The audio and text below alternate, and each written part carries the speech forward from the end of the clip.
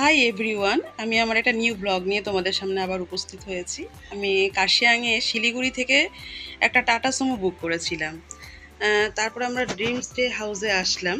খুব সুন্দর, এটার ভিউটা দেখো। আমাদের গাড়ি ভাড়া লেগেছিল 2000 টাকা, বাট গাড়ির যে ড্রাইভার তার সাথে একটু ঝামেলা হয়ে গেছিলো, তারপরে আমাদের গাড়ি চেঞ্জ করে অন্য গাড়িতে আসতে হলো। সেখানে 300 টাকা লেগেছে, মানে টোটাল মিলে ধরো 2300 টাকা লেগেছে। এইবার আমরা যে ড্রিম এখানে আসলাম, খুবই সুন্দর।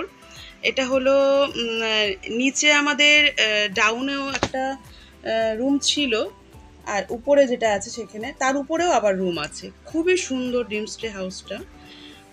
আর প্রাকৃতিক শোভা তো কার্শিয়াংয়ের বলে কোনো শেষ করা যাবে না, যেটা খুবই সুন্দর। আর আমাদের এখানে রুম নিয়েছিলাম আমরা দুটো, একটা ফ্যামিলি রুম নিয়েছিলাম, আরেকটা নিয়েছিলাম আমার ভাই আর দিদির ছেলের জন্য। তা ভাই গিয়েছিল, দিদির ছেলে যাওয়া হয়নি। আমি, আমার শাশুড়ি মা, মেয়ে, দিদি সবাই মিলে খুব মজা করেছি।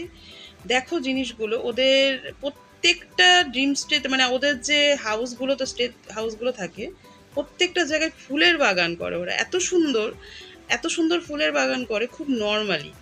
আর ওদের খাওয়া দাওয়ার অ্যারেঞ্জমেন্টও ভীষণ ভালো, বিহেভিয়ারও খুবই ভালো। সব থেকে বড় কথা হলো ক্লিন, খুব পরিষ্কার পরিচ্ছন্নতা, যেটা আমি সাধারণত অনেক হোটেলেই তো গেছি, দেখিনি।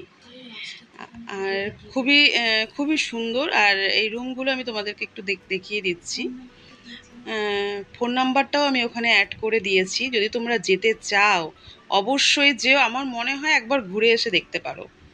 আর প্রত্যেকটা রুম খুব সুন্দরভাবে সাজানো। আর ওখানে খাবার দাবারের অ্যারেঞ্জমেন্ট যেটা ছিল, প্রথমে ব্রেকফাস্ট, লাঞ্চ, বিকালে স্ন্যাক্স, চা, যদি তুমি দিতে চাও বেশিও দিতে পারো অর্ডার।